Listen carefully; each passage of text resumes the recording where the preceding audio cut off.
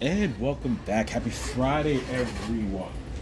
Welcome to another episode of Grade A Power Plays. Man, like I said, it's been a fun week staying up late looking at college.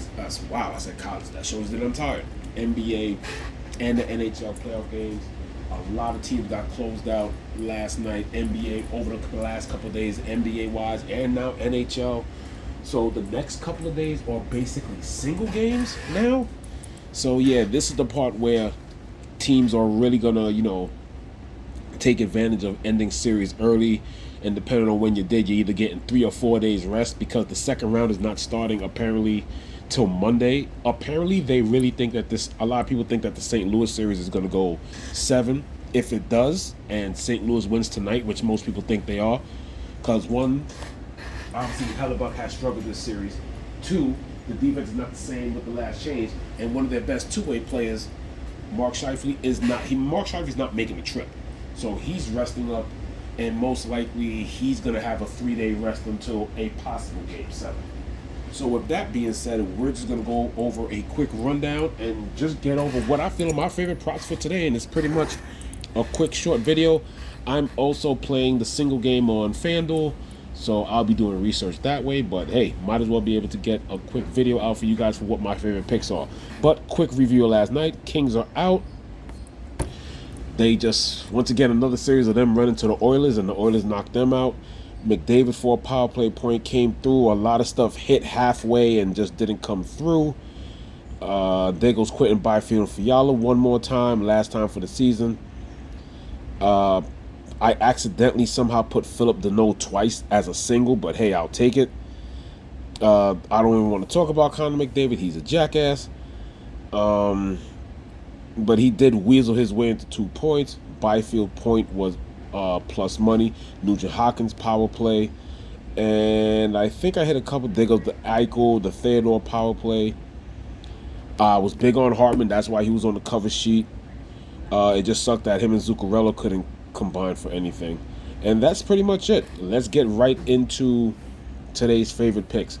So, the first thing I want to go over is the fact that my focus is on the man on the cover sheet. It's Cam Fowler, and it's also line 1. So basically, it's the top combination. They're going to get they're most likely going to get the best matchups, and they've been performing the best. Points and assists have mainly come from the top line combination of Snuggerud, Thomas in the middle, and Buchnevich, and having both Cam Fowler and Parayko, who are both the two. Well, Cam Fowler's the power play quarterback for 1, while Justin Falk is for power play 2. Now, Cam Fowler is the main guys because Cam Fowler has had an amazing series. The books have caught on to it, so I think this is one of those where a Cam Fowler 2-point game, Cam Fowler 1 assist, plus 112, plus 460. With the power play opportunity, I think it's great. Why? The offense has blown up when it was at home, 7-2 and 5-1. In those games, Cam Fowler basically has, I think, 5 points in the 2 home games. He scored once and on 4 assists. So I think there's a possibility for 2 assists or 2 points. And then, of course, the power play odds on the St. Louis side. We're going power play again. Once again, now, Game 5 was the first game that there was not a power play. There were penalties, but that was the first game of the series where a power play goal wasn't scored. But we still have the top 2 teams in penalty minutes. Both teams are viable. I just wanted to make sure I grabbed the St. Louis ones out the way just so I can have something to show. Robert Thomas won that, and it's really, once again, power play 1, line 1. Before I get into the power play odds, let me give you the stats on why I'm still favoring, line 1, unit 1. So the Thomas, Buchnevich, Snuggerud line is fully correlated on power play 1. The only other person that's not a full correlation play, obviously you can only have 3 people on the full correlation play, is Zach Bolduc. Bolduc, I don't think has a market. I did look. We could check to see if that did change. But I don't think he has a market anywhere. I don't think Bolduc has a point market. And Cam Fowler's the power play quarterback. This includes power play, so any goals scored.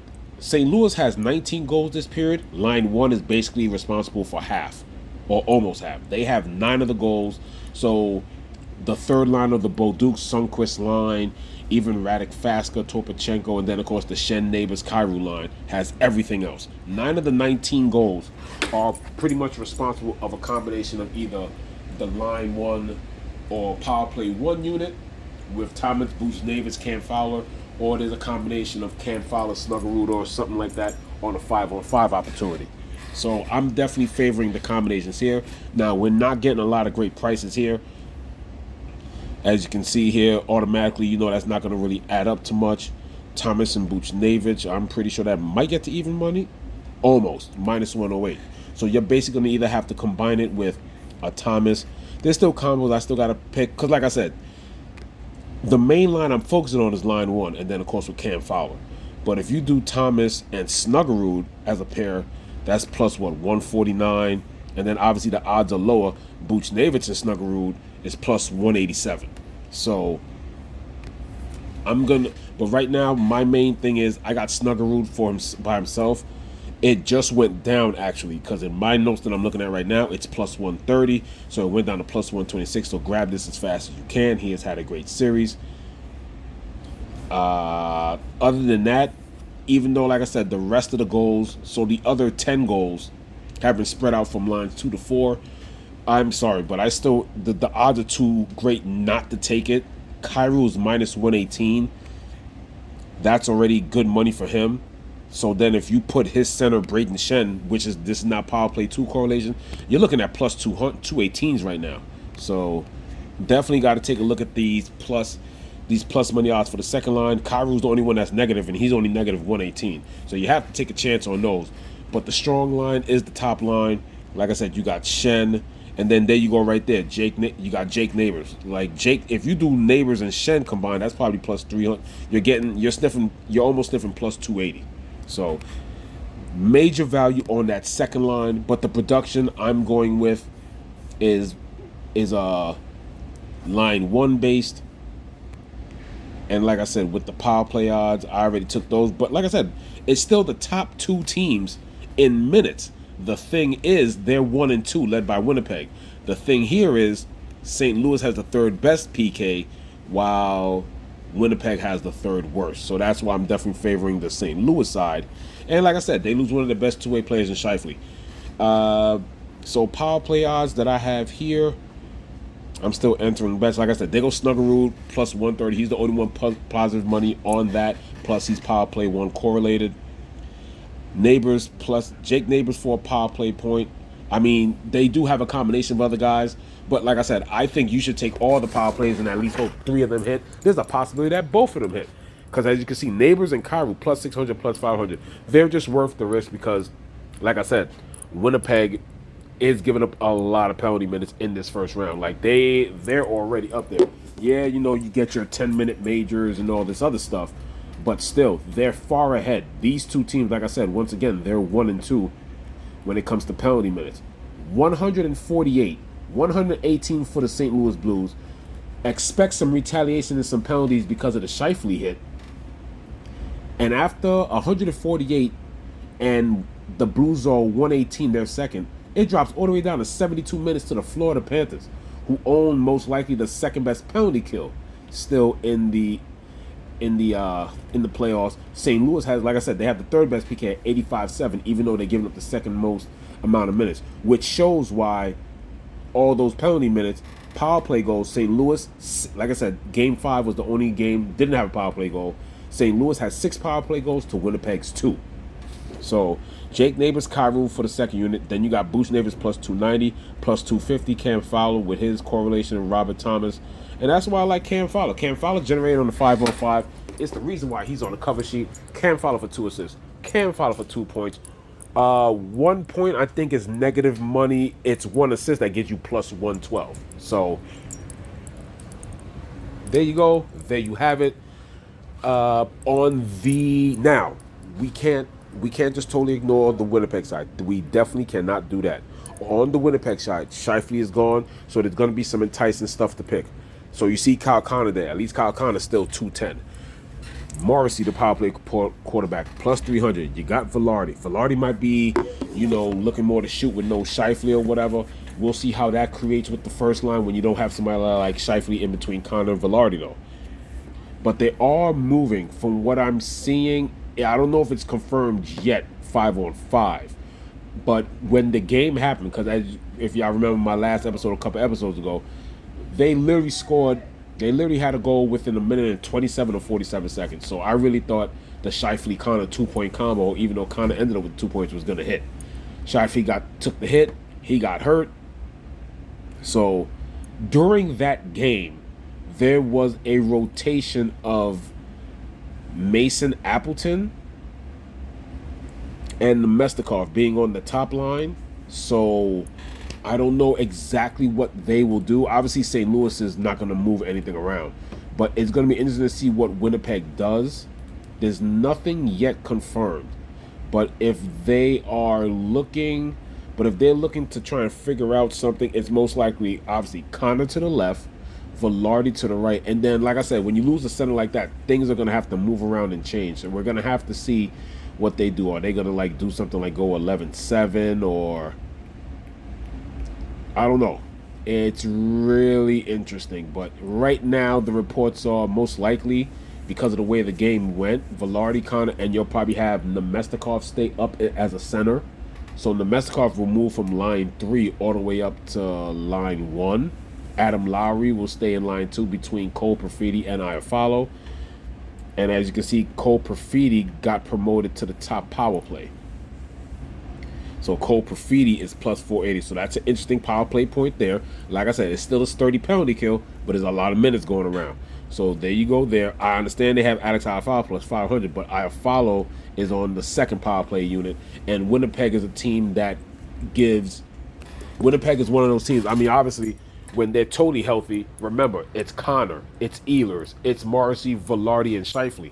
That squad is getting sometimes a minute 15.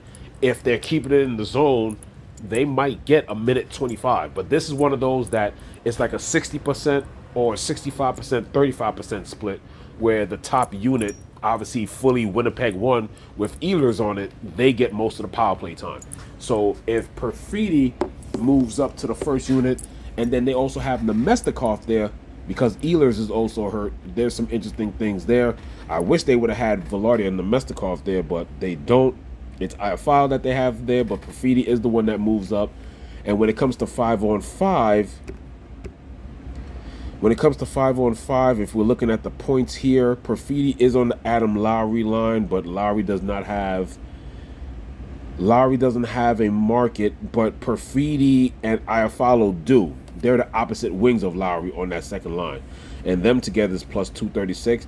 As you can see, them singularly plus 112, plus 126. So with injury, we all know the saying, especially in betting. With injury, there's opportunity. So even though it's mainly based on St. Louis, and a lot of people think St. Louis is going to win this game, there's still some betting opportunities on the Winnipeg side. Thank you once again for tuning in.